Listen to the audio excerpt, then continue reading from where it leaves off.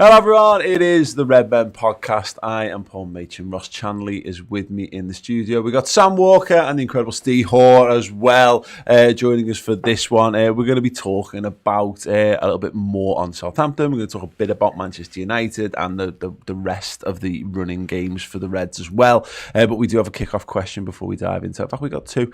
The first one, strap yourselves in. If you've got a cup of tea, get it ready. It comes from Jit, who's one of our Club Legend subscribers over on the RMTV.com. This is from our Discord group. He says, next season for Liverpool is the most incredible season as a fan. Let's hope that's true. Full stadiums are back again. We get an incredibly dramatic title race against Manchester United with a last-minute goal against Chelsea on the final day of the season to win the league, a la Aguero 11-12, and other dramatic wins across the season. We also win the Champions League and FA Cup in dramatic fashion too, e.g. Barca semi-final plus Istanbul comebacks in the European Cup and West Ham 06 in the FA Cup final to secure the treble. The caveat, however, is that you are only allowed to watch the next 15 seasons on your own with no TV sound being played. You're also not allowed to communicate to anyone about the Reds during the game and not allowed to see fellow Reds on the day of the game either. Do you accept? Do you accept, Ross Shanley? Absolutely not, no. I'm in this for the ride. Selfish! I'm in this for the ride, not the success, mate. Also, I've done one season of that and it's shit. So I'm fine with that. I'm understanding Liverpool will win things in the next 15 years or 10 seasons or whatever it was, rather than just one. No, but Liverpool can win things for the next 15 seasons. You're just not allowed to watch it with the sound on. That's selfish, though. You're stealing happiness from every single Liverpool fan across the globe. I don't get a lot of because you like to have the sound on your telly. Yeah, fuck it. Actually, you convince me. You convince me. Disgrace. No, obviously, I'm exempt because I can't do my job. I need a community. Oh yeah, that as well. Yeah. Sam, would you take one for the team? No, what the fuck? That's not what I don't watch football to watch Liverpool win the treble. You know what I mean? It's amazing when we win things, and it's great fun with the lads and giving other fans a bit of stick. Comes part and parcel. But I watch football for what it is. You know, the social side of things with your friends, the chat before the game on the day, and around work with the likes of you guys. So no, for me, it's the ride, like Ross just said. It's the experience of going to the pub before the game. You know, even if you lose, sometimes it's a good day out, you know what I mean? Especially those away trips, you know, the Hodgson era, I was there, home and away. So, you know, it was shit, but it was still great, you know what I mean? So no, big fat no for me. It is the social side of things of footy, isn't it? And I guess there are probably lots of people who'd be like, yeah, whatever, I'd do that anyway, Steve. But, you know, again, I know from my personal perspective, to Ross's point, I've just been sat in this room for the last year watching Liverpool with no sound on the telly. I mean, and I would be doing that, except I wouldn't even have Chris to talk to anymore, which is, you know, pros and cons. But it would no be, SMR streams. Yeah, no SMR streams. It would be shite. But yeah, you know, you would be. I mean, maybe you can publicise to the world that you're the reason why it happened. I don't know. Yeah, you are taking one for the team, but no, absolutely not. I'd rather everyone else not enjoy it, and I have a best time than me be miserable. I love going on. I'm like some of the best away days we've had when we got beaten. It's crap when Liverpool lose, but like that's part. I mean, I'm sat in a service station with you at 2:00 in the morning eating a McFlurry, laughing our heads off after we got beat by It's just mad. It was ridiculous. It was stupid. It was fun. And no, listen, mate, I've had enough of sitting in the house watching footy. I just can't wait to go back to the ground. Like, go meet all my mates, like you said. Like, I started taking my son the match just before lockdown. Like, his first game, proper Liverpool game, was, other than like friendlies and stuff, was Bournemouth, which was just before lockdown. To say that I can't do that for 15 years, I mean, absolute nonsense. We had going to the game. You'll be 18 before or 20 or before he goes to the game. So, yeah, as much as it would be great to see Liverpool have that season that Jith mentions, where it's. I mean, also, like, I'm not in the best of health. I mean, that might kill me. Like 3 Aguero, Istanbul, West Ham trio of years. I might die. Yeah, and I'm not quite ready to die yet. I've stayed indoors for a year and a half, so I don't die. So like, I'm not ready to just shares in Pot World. Did that happen? I think. Yeah, absolutely. With all, I mean, like, I'm sorry to all those fans who would love that season, but I am far too self-centered and self. Steve would be like, if I can just change the question so that every other Liverpool fan on the planet has to sit inside and notice, but I get to go to games and celebrate it. Like, but you, just you at Villa Park on your own, snogging the face off Thiago Alcantara. There's something that Steve wants you to know. Of your own, like this.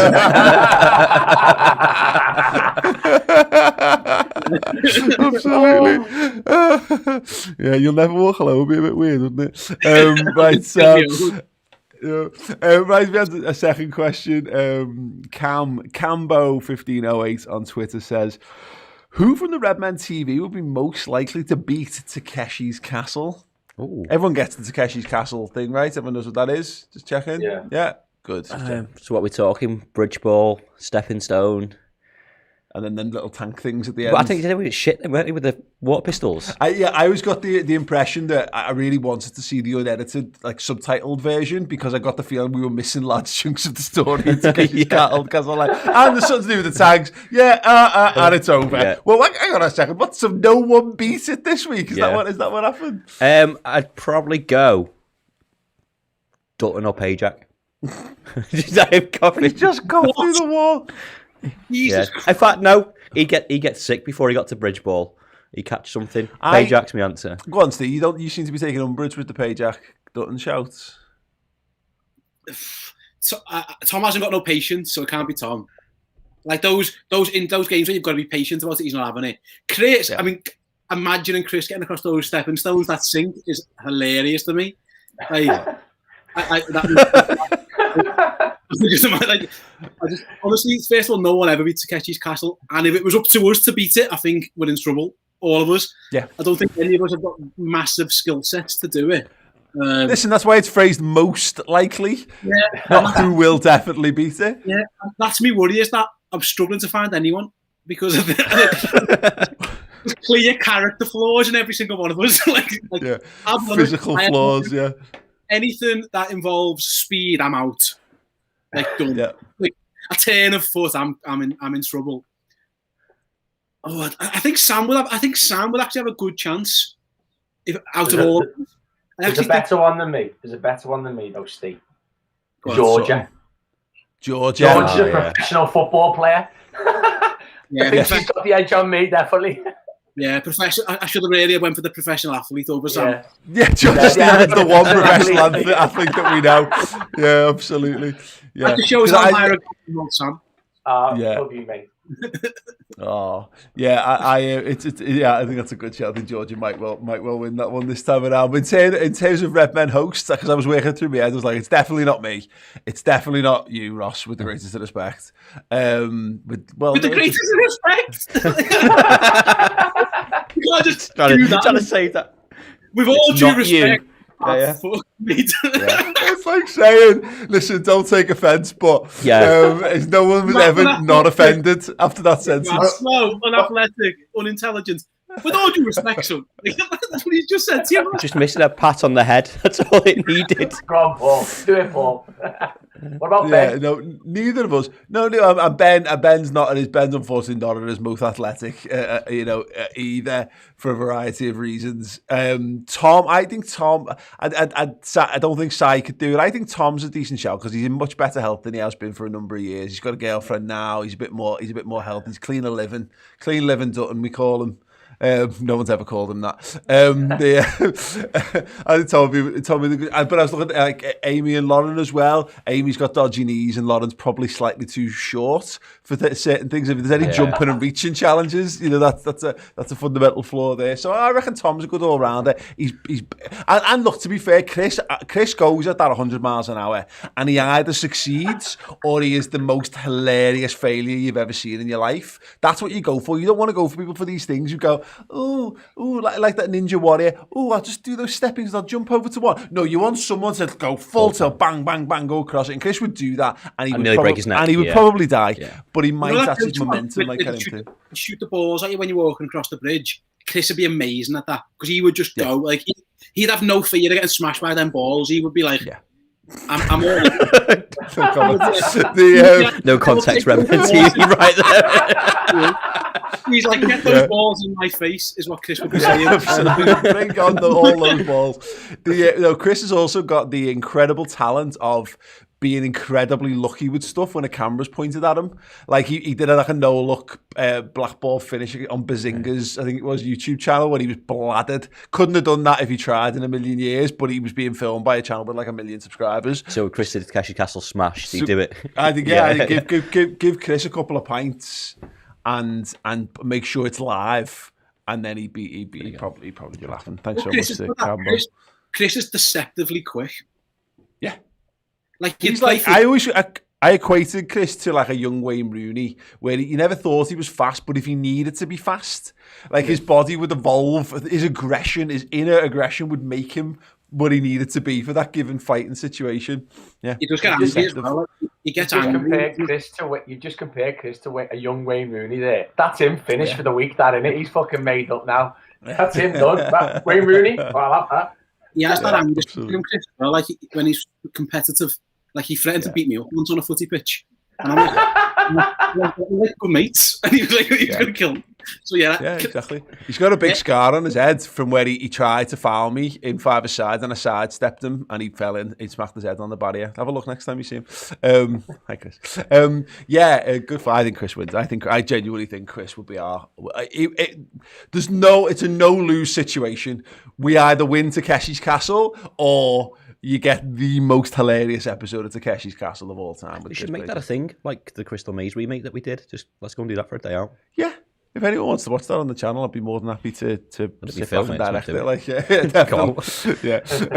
right, okay, we're going to be talking about a little bit on Southampton from the weekend, looking ahead to Man United. Obviously, play Leicester tonight and the final 3 games in a moment, and a little update from Spirit of Shankly in terms of conversations with the owners. We're first taking a short break. I spoke to the Athletic's James Pearce. Quite a wide-ranging interview about Liverpool's transfers and potentials for what they're going to do in the summer, and a few other topics as well. Have a little look at this. My colleague David Ornstein wrote the story back at the end of March that Konate was, Klopp's top target in terms of defensive reinforcements in the summer, and I think we said then that talks were at a pretty advanced stage, and how it wasn't done, but we kind of expected it to get done, and I'm not aware that the situation has changed since then. Really, it's still not 100% done because that conversation with Leipzig hasn't happened yet in terms of either negotiating the fee or just straight up paying his release clause, which is probably what I think there's a realization that is probably what's going to have to happen. I don't really see Leipzig being prepared to let him go for anything less than that release clause. So yeah, I think clearly he's someone that Liverpool have had their eye on for quite some time. I think he fits the profile in terms of, speed, aerial prowess, young, hungry, loads of potential to unlock. So yeah, I think he ticks a lot of the boxes for Klopp, Konate. So I think maybe probably after what's happened with a couple of deals in not too distant past, it's probably worth remembering it's not 100% done until he's actually wearing a Liverpool shirt, but Fekir had a Liverpool shirt on and that still didn't happen. So let's wait and see. But yeah, certainly I'd be very surprised if that didn't happen this summer. Yeah, we need to find out what's replaced the Melwood Lean. The AXA training ground lean doesn't have the same sort of ring, does it? Yeah. I wish I could tell you, but I haven't even been there yet. It's with obviously the bubble and the lockdown and stuff. It's it's been a long wait to step through the doors of that new plush building.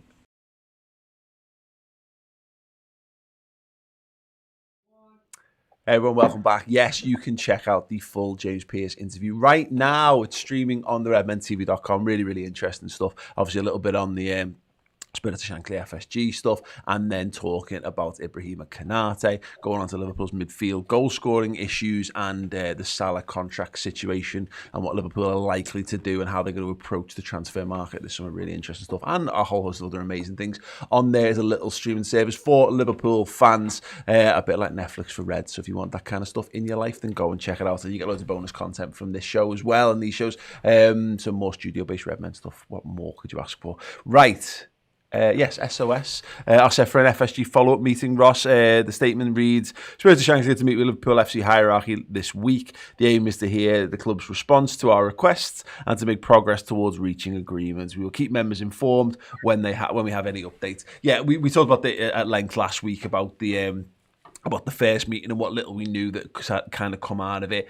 Nothing really, it's just more just an update. Hopefully by the end of this week, I think we'll have a clear picture of what the club's stance is, and obviously we'll hopefully have a clearer picture of where Spirit of Shankly stands, and then we can sort of start to formulate what happens next, really. Yeah, I think I've changed my mind slightly from last week. I think I just said it was kind of a token gesture, or that's what it kind of felt like, but I think the speed of the process is helping me get to the point where it's like, oh, maybe it's not. So it's good on them, but, we can't really judge anything right now, but fair play to Liverpool for doing that. And I think they've also been slightly pressured by the likes of Chelsea and other clubs that are starting to do things as well, that are all powers on top of them, and the fact that they probably didn't have a choice. But you've got Chelsea at one end who are seeking at a point. I think it's a couple of fan representatives to the board, 2 or 3, and then on the other end you've got Man United fans who are raising demonstrations again, and their owners are still putting out apology letters periodically and all that kind of stuff. And Liverpool kind of, it's a decision point really, Steve, where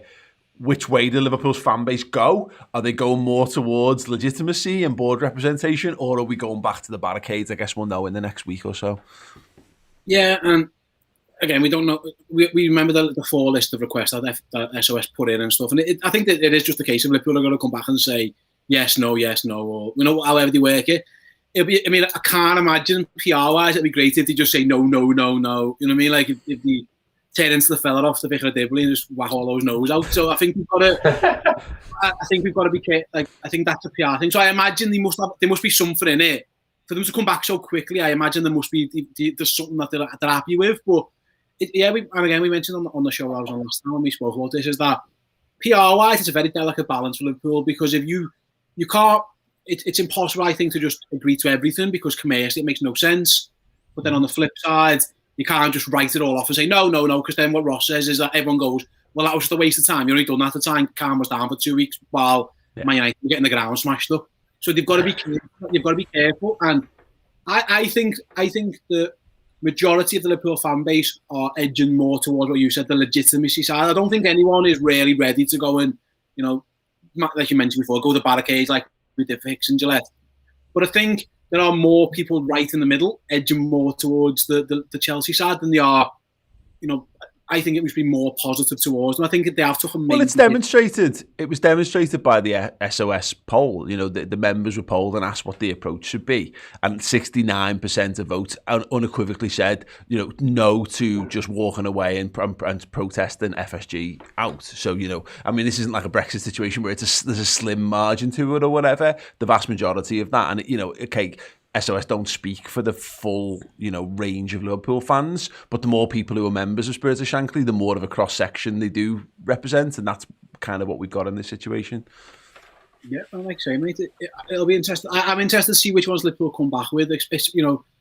I imagine there's some type of representation on the board, or maybe a subcommittee or something. That might be where they go down with, listen, we'll run certain things by you. That kind of thing. We'll try and work with you on, like the community stuff. I can't imagine them saying no to that. But then I think there's other parts where they go, actually, the golden vote and all that, I just can't see. I can't see that happening. But again, like I think the important thing was what Ross said, is that it's obviously high on the agenda because it was a week ago and they're already back in talks. So they're obviously keen to get it done. But again, whether that's PR wise or it's a genuine hope and to build bridges, either way, it's good that they're acting so quickly on it.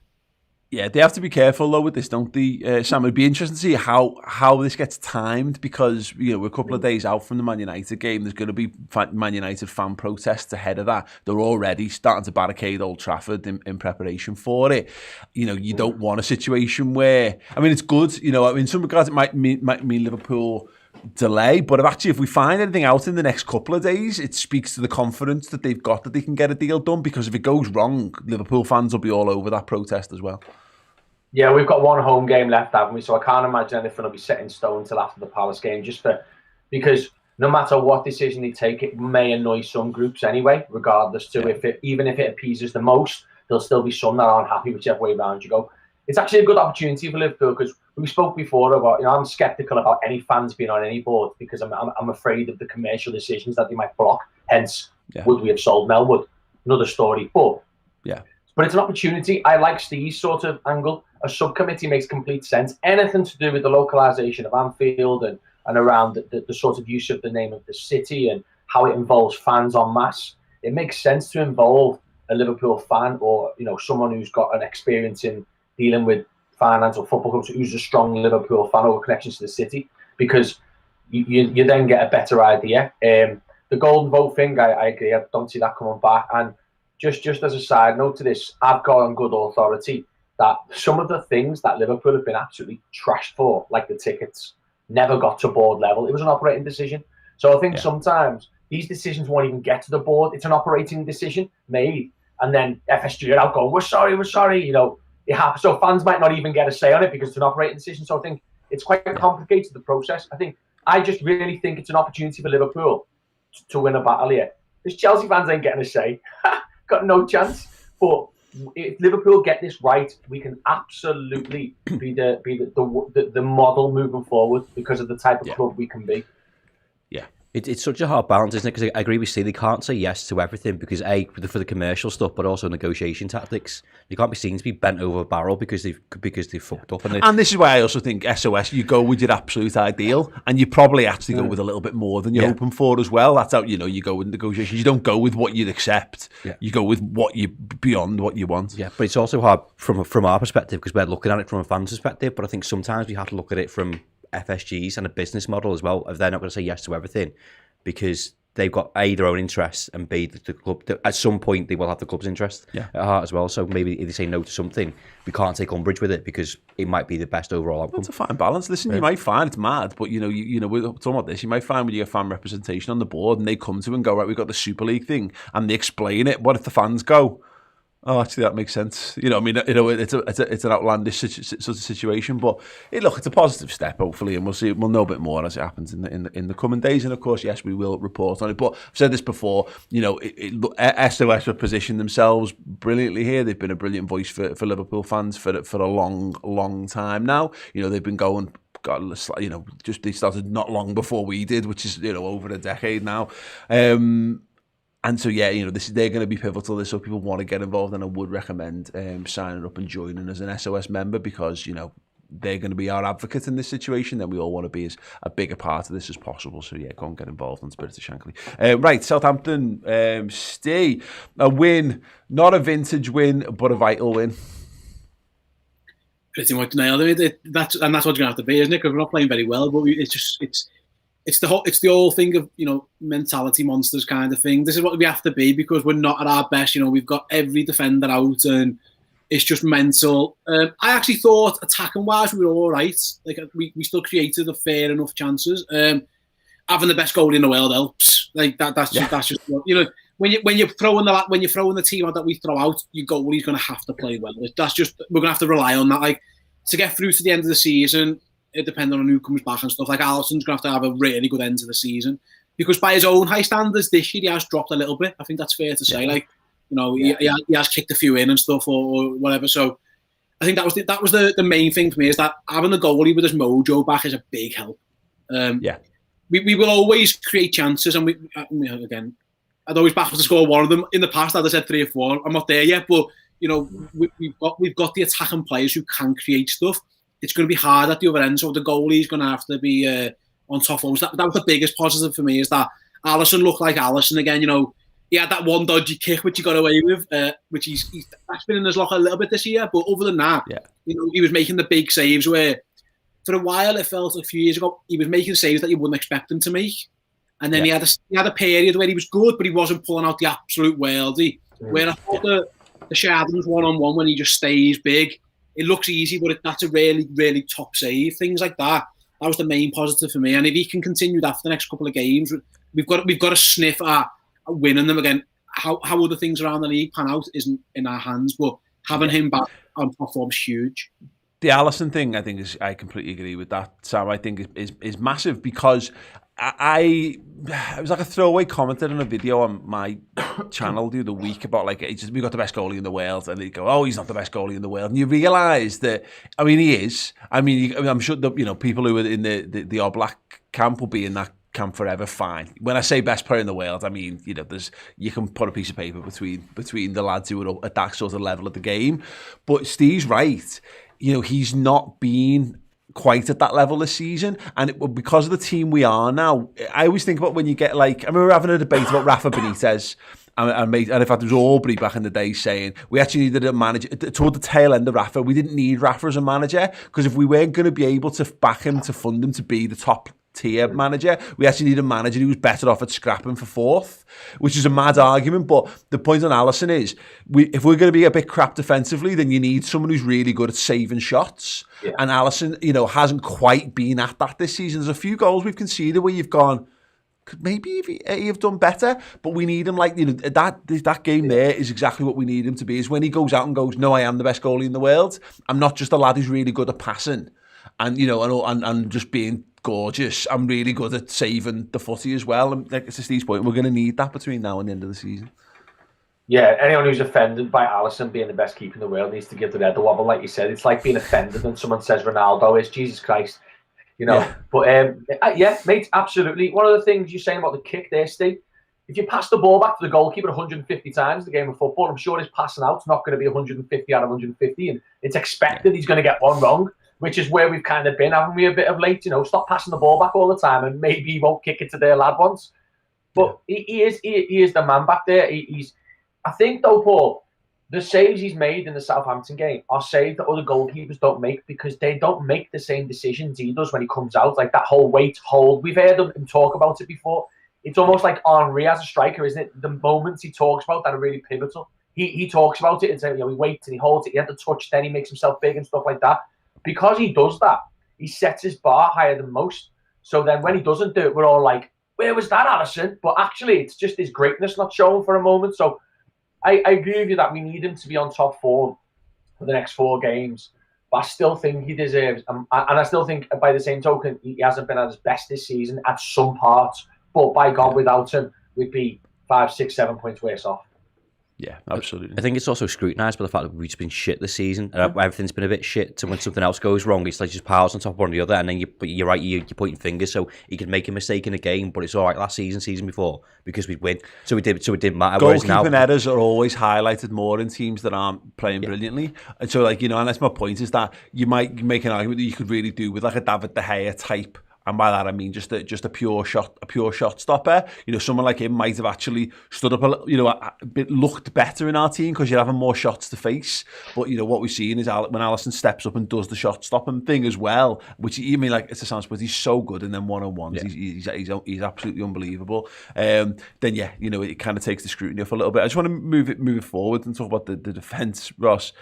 Van Dijk, Gomez, Matip, Kabak, Davies, and technically Jordan Henderson, all lads who could play centre half for us, who were all unavailable for that game at the weekend. It's an absolute piss take. I think they're the same as us. I said this for a few weeks now. Just get to the end of the season. I'm sure Fabinho's like, oh, for fuck's sake. I've had a couple of games in midfield now. I'll probably have to go back again at some point, maybe on Thursday night. It just doesn't help rhythm or anything, or motivation, confidence, anything like that. And probably to Alisson's point as well, he's probably like, he's got to be more on the ball because there's another centre-back partnership or two inexperienced lads in front of him.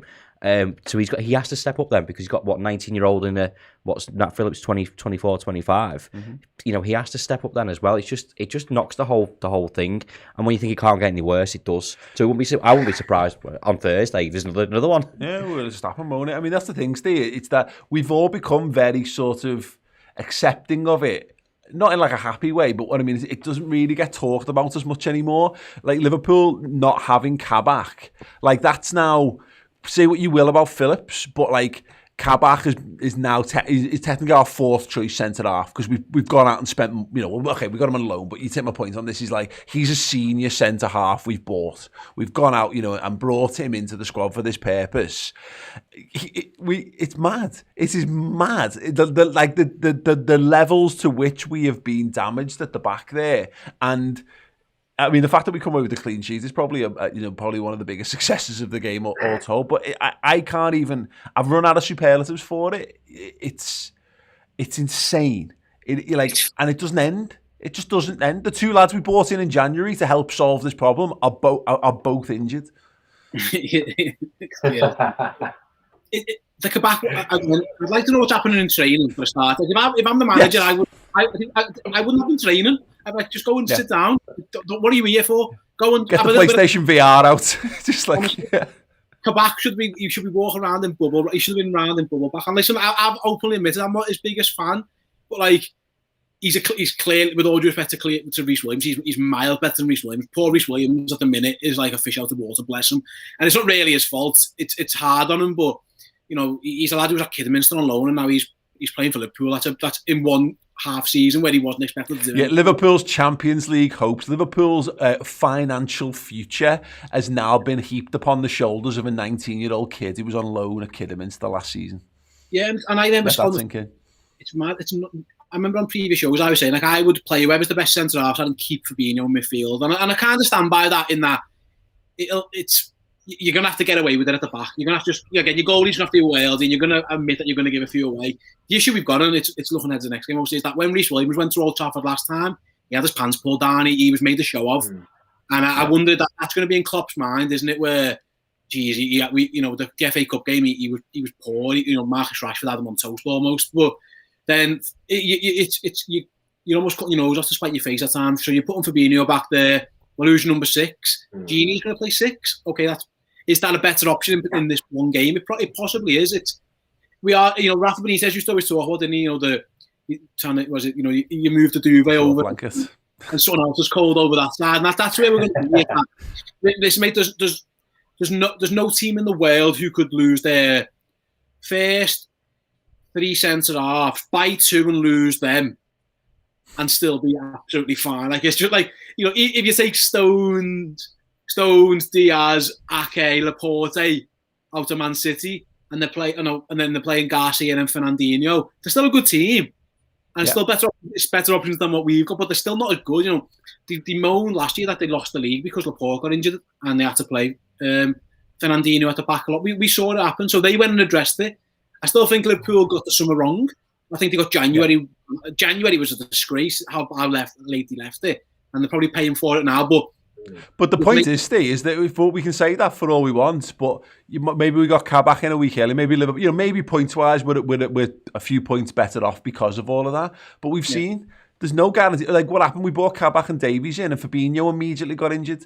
This is the point. We could have bought someone in for £50 million in January, and they could have missed the rest of the season. I know it sounds mad, and in a normal world that wouldn't be me like fear mongering, but every single person who plays at the back for Liverpool has been injured this season at one point or another. Phillips missed, was out the other week, nearly misses the Man United game. Rhys Williams had problem. Everyone. I mean, Sam, this is the point, isn't it, Sam? I agree with Steve's point. In hindsight, and even at the time, without hindsight, it was obvious we needed more. But it's so ridiculous. There is a point where you've just got to kind of throw your arms up in the air or sit in the corner and cry and rock, because there's seemingly nothing you can do about it. It's insane. It's like the captain and the vice captain both out injured for that game at the weekend as well. On top of that, it's insane. Yeah. And that goes amiss all the time, doesn't it? The leadership sort of qualities, as great as Gini is, he's not the same, is he, as Milner and Hendo and even Van Dijk. But you know when Spurs' the stadium was getting built and there was all those videos, the Arsenal fans putting the shit in the concrete and all that, and when main stand was getting built, there was all the Man U fans, the Everton fans. I reckon a load of Blue Noses must have built the Axa Kirby ground and just put a load of mines in the floor. Honestly, God, what are they doing back there? I can't believe it. Like, they were all fit for Man U and then unfit for the next game. It's crazy. But I'd say it is an interesting sort of scenario. What does Klopp do if Kabak's injured? So, yeah, still, he's not quite recovered, but Davies is fit. Because Reece Williams, for me, I don't think it'd be smart to play him again against Man United. And if Bruno Fernandes, who in my opinion is the top 3 player of the year candidates, you know, as much as we hate him, you can't deny that he's quality. Yeah. He's playing in the number 10, and you take your best DM in the world, who's still seen that even by Neville and Carragher, out and put him in centre back, and they give Fernandes free rein against maybe Thiago. You can't do that. So does he put Davies in? And I say Arsenal is a big game because look at the choices. Big choice that, yeah. Well, look at the choices. You know, you've got, and this is all dependent upon Phillips actually being fit and available, because you just do know it's 2 days away. Anything could happen, couldn't it? But you're right. As it starts, from what we know, you know, the talk is that Kabak won't be available. I'm hoping there's a little bit of gamesmanship going on there, because does that sucker United into thinking, oh, actually, maybe, you know, how their team selection is affected for Leicester, because Solskjaer's having to balance who gets minutes where, and if he thinks Liverpool are going to be weakened at the back. I don't know whether that means he goes stronger for Liverpool or stronger for Leicester. I don't know. But you're right, it's an interesting conundrum, because you've got Reece Williams again, who's obviously, you know, he's young, he's experienced. He was fine. I thought he was quite good against Southampton, to be honest. That, you know, that one moment when he gets done for pace aside, but then he's slow. What do you want? You know, that can happen to anyone. Obviously, Phillips, I think, will be first name on the team sheet at this point, which is a mad statement. And then you're right, you've got Davies, but Cometio makes his way on the bench. And so you're left with, do you play Reece Williams, who's played the most games of those lads, and he's a bit of a known entity, and he's played with Nat Phillips, albeit like twice? Do you put Davies in, who's much more experienced but has never kicked the ball for us? Or do you put Cometio in, who's got, 10 minutes of senior experience in an away European game, was it? Like, you know, earlier on in the season, who's probably just 18? Yeah. Or do you just put Fabinho and then capsize? This is where Jurgen's going to earn his big bucks. Well, it's interesting because statistically, when Fabinho plays the back recently, anyway, we haven't been great. You know, without a Van Dijk or a Gomez next to him, we've not been great. We've looked at this, haven't we? I think Maguire not being fit, he's not going to be fit, is a massive point for this as well, because one of the things that Man U do, which is great, is Maguire's a decent pass for the ball and he pings it over the top for Rashford or for Greenwood or for whoever's up there. They play route one sometimes and get in behind. They're not going to have that this game because none of the other centre-backs are as good as that. So that almost could play into Reece Williams' hands, in that you might not get those direct balls missing out the midfield. Also, I think that another factor into the decision you talked about will be tonight's result. If Man U turn Leicester over tonight, I don't think it matters what happened on Thursday, because I think we've just got to match their result this week. That's just my personal opinion anyway. So if they go win tonight, we've almost got a free hit on Thursday, and then it goes into next week anyway. And Leicester obviously got those horrific games. So I think all these little things, factors, injuries tonight, etc., will play into the hands of that. But you know what? I'd love to see. You've got to play Fabinho centre mid for me. And I don't care if Davies hasn't played. If he's fit and he doesn't fancy Williams, I want to see him in the team. Yeah. The danger with that is, like, and I agree, and this has been the case for the past few weeks, if Fabinho plays at centre mid and we play Davies or Reece Williams and one of them makes a mistake, everyone piles on the back. So he's damned if he doesn't, damned if he doesn't, in what he picks in that sense. So it's what do you do? Our personal preference for this game, I'd say Fabinho. And I trust in that more experienced midfield to actually pull something out of the bag. I get the stuff Fernandes does me head in because he's so good. He needs someone on him, but I think it's the lesser of two evils if you've got a more experienced, mature centre half in Fabinho for me. Fabinho's so important for me to just winning football matches. It's just no accident that our form has turned around since we put Fabinho back into midfield. It's the closest thing we've got to causation correlation in a season. If we can point to anything, that's the most obvious thing I could say in this. So I get it. That takes some balls. The difference between going up against Southampton without Danny Ings, what, Cavani, Greenwood, Rashford, exactly. Yeah. But he might also look at it and go, you know, look, again, Reece Williams went up against Harry Kane and Son at Anfield earlier on in the season and did a reasonable job in that. You know, he's clearly got a game in his locker, and just having that slight greater understanding. It'd be a mad one if Ben Davies just appeared out of nowhere.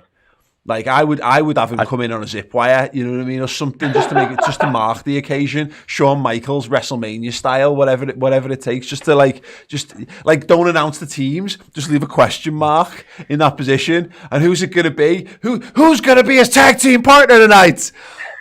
It's Michael's music. It's Davies. Oh my god! It's Davies. He might not want to play. He might think he'll get fucking injured anyway. What's the point?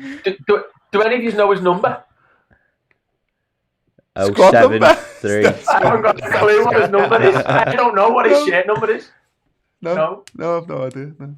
There you go. Anyone in the comments know that? Let us know. Might just get signed a random one. They probably don't even know his fucking name. Never mind his number. If this was Sunday League, you could get a ringer in and just say it's Ben Davies, and nobody would know. Go and find like a free agent and go, Ben. Genuinely.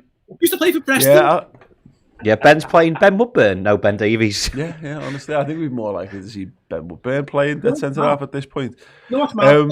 How Nat Phillips is just like nailed on first choice Liverpool centre half now. Like that's a thing that's just nobody happened. talks about it. Imagine in August saying end of the season when you're battling for in major games, first name on the team sheet's Nat Phillips. You're like, what? How's that happening? Got to have Big Nat in. Big Nat has to start at Old Trafford. The last unbeat that we did, and we did before the original game, was like, we need Nat Phillips at centre half. Like, if we don't win him, we need him to win games, and we do. Yeah, I mean, the thing that's going to be telling for them, and I wonder whether this will impact United's approach, is I think as much as you've got Cavani with his guile and all that thing, and that will cause us problems, you want pace up front in this game, you know, because none of our options are going to be particularly, fast. You know, not going lightning quick in this regard. So yeah, I think it's one of them where United will gear towards that certainly. Singh is king with the super chat. Man United fan, judging by his badge, says, "What if the game gets postponed again?" #Glazers out. I mean, that we were joking about this. Oh, sorry. Actually, Sham in the comments said Ben Davies wore 28. When did he wear that? Maybe was it in his announcement video? I don't know. Yeah. I mean, this is an interesting situation, isn't it? I can't imagine there'll be there's talk of like dummy decoy buses and all kinds to the United team. There's going to be all kinds of plans in place for this. There's no way this game's going to get stopped again by the fans. But there's no way they don't just give us the points if that happens again. Yeah, I mean, again, there's talk of protest. Again, as we're recording this, they're playing Leicester. There's talk of protests around that game, and then who knows? Like, I wouldn't be as confident as you that it's just going to be played. Like, who knows? Like, if too many people, like, even there's a perimeter at some point. There's not a perimeter, and that's where like there's going to be people there. So, listen, mate, if the fans want it stopped, they'll stop it. It's hard not to really. It could get really ugly. See, I mean, I hope it doesn't. Like in terms of like protesting and stuff. Listen. I think, if it goes again, I can't imagine them trying to squeeze it in somewhere. Sky will be devastated because it's their cash cow game, but at some point it's just they'd have to just take action against Man United if 2 games get called off. But I'm with you. Is that I think that we'll be. I think we're all aware that there's stuff getting planned, isn't it, around the protest and stuff. How they do it and how peaceful it is and where it all comes into play. It is an important factor. I think. Judge again, we're recording before the rest of the game, but the talk is, Man U played a really weak and done under 23s game last night, so a lot of them are in their squad for tonight. So I think he is going at it as rest for Leicester, beat Liverpool, which I completely understand. If we were in that situation, I'd do the exact same. I'd rather Leicester get Champions League than Man United, so I can completely see why they're doing it. I think a lot will be instructed by tonight. Are there protests around the game tonight? And if there are, then I think Thursday could be a little bit like. I think there's a lot of nervous police officers and a lot of nervous officials looking ahead to that game. It's got, you know, it's a powder keg at the minute. It just needs that one little spark, and it could go off. The thing that never helped was that Avram Glazer, when he tried to intune with Sky Sports News that were following him around, he could everything that he's done has not helped the situation. But in that situation where he's got an opportunity to say something, he could have diffused the situation. And because he hasn't, Man United fans aren't going to give up. Well, they put another letter out after that, didn't he? Say, another like, we're going to engage, we're going to blah, blah, blah, and it's obviously not been accepted again. But that's what I'm talking about, the Liverpool stuff before, and the speed of the process of that. Man United fans are still like, well, 2 weeks or a week ago, whatever it was, we got a game called off. Nothing's changed. The Glazers have had 15 years of ignoring it, and it peaks, and it rises and falls, but there's nothing they can do to force them out. But you are seeing this talk about like impacting sponsors and stuff. That's Man United's best approach, is to start to get sponsors to turn against the club. When you hit them in the pockets, and damage the share price, that's when it's a worthwhile thing. I also think, Paul, I don't think there's anything the Glazers could do now that would appease Man United fans except leave. Yeah. Getting people on the board, having talks, there's nothing they can do. They're at a point now where the fans will not accept anything until those fellas aren't there anymore. And it might never happen. And I think that's the key, is that you talk about dialogue and stuff. I don't think we would never have got to a point with Hicks and Gillette where we were like, oh yeah, sound, it's fine, come back in. Like you had to know. And that's where United are with the Glazers. So I don't think, if Joe Glazer would have stopped, combed his ponytail and said, listen, I'm really sorry, we're going to do this and this, no one would have cared. They're past the point of No, I agree. It's better being ignored, though, isn't it? No, but also, you say that, but there's lots and lots and lots of fans who follow football clubs who just like words, and they do like to hear those things, and they do like to just hear, and if you come out and gone, oh, we're gonna sort it out. We're gonna make Man United the best football club on the planet once again. You just go full Nigel Farage. You just say a load of nonsense, positive nonsense, and there's a lot of people who would just buy into it. And that's not to question Man United fans. All fans of football like that. I'm seeing loads of people saying FSG needs to just buy Liverpool loads of players in the summer, and that'll fix the problems. It won't. There's wider things that he's done, but that's the kind of things that you can do to appease. I might even go as far as say the masses, because for a lot of people, football and their football clubs are a pastime. They just want the team to have the biggest players and win football matches. They're not as bothered about like the being ingrained in it on a 7-day-a-week thing. Just moving things forward then, Sam. Obviously we can discuss this more when we're building up to the game at the weekend, but the final 3 games post Man United, and this is why it's so important, I think, to get, if we can get 3 points at Old Trafford, even against the odds. West Brom, Burnley, Palace. West Brom relegated now. Burnley and Palace, nothing to play for left. The league is, it's done. I think everyone wants to just get off and go and have a holiday at this point. They're games that Liverpool should be worried about, because they're the kind of teams that do cause us problems. But now, given the way that it's sort of fallen, we've got a bit of a renewed hope that they might just be like, fucking whatever. Yeah, I think they take care of themselves, those games, genuinely. I mean, I know we've made mistakes in the season, but I genuinely believe that if we get to a position where we pretty much know that, for instance, let's say Arsenal get a draw against Chelsea or beat Chelsea, which, it's not completely out of this world with all the games of football Chelsea have had to play. We could be in a situation next week where, because they've got to play each other, it's almost in our hands to get fourth or to be in goal difference shout. And I think that if you get to that position with those 3 games of football, I would not be concerned at all. I think our lads would have enough motivation. Also, there's another factor that a lot of people have missed when discussing these games, is that Burnley are going to have fans in the stadium. And I think that helps us as well, because it brings normality and it brings like atmosphere, and it brings ups and downs when you score, and quieten the fans and stuff like that. I think that's what football's missed, and away teams as well as home teams have missed. So I actually think if it comes to it, that will help us as well as it will against Palace. So if things remain as they are almost now, come Friday, I'm confident we'll go into those 3 games and do what we need to do. I'm just a bit concerned about the integrity of the league for both us, Everton and West Ham after this week, because both of those games against United could be affected by fans and by injuries. And I think the integrity of what the Premier League have done putting this game on here is at risk. Yeah, absolutely. Just lastly then, we got a super chat coming from Sly Ross 1. Is this your... Yeah. It's you with a moustache. What about it, yeah. Taylor, Tierney, Coote, all involved in the game Thursday. Yeah, Anthony Taylor will be refereeing. David Coote will be on the VAR. I mean, if Liverpool are going to get into the top 4, a lot of this is a situation we've engineered ourselves by our own shitness at times. but this is going to be a gauntlet of a final fortnight. And it starts with getting past the king of all crap referees in Anthony Taylor, the king of all crap VAR officials in David Coote, and of course United at Old Trafford. Yeah, they're all cunts, aren't they? Yes, there you go. Couldn't have said it any better. There you go, Ross. Well, that'll do. I don't think we can really add to the analysis of that. Right, that is the podcast for this week. Thank you so much, everyone, for joining us live and all your comments. You guys are absolutely amazing. Do check out the exclusive interview with James Pearce, streaming right now on the RedmenTV.com as we start to look ahead to summer. We've got some amazing content lined up for you. We've got an amazing documentary series which is going to be launching after the season, which we're going to be doing some more on publicly in the coming days. So keep your eyes and ears peeled on that one as well. And yeah, we'll be wrapping up the season in all the normal ways and beyond with some incredible exclusive interviews. So keep your eyes peeled on that, all streaming on the RedmenTV.com. Right, yes, gents, thank you so much for that. It's been an absolute pleasure. In a way, we discovered Chris Pajak would be the king of Takeshi's Castle one way or another, and Liverpool have got a chance to capture a match on their rivals for top 4 on Thursday. Yes, fingers crossed. We'll see it all soon. Ta-ra.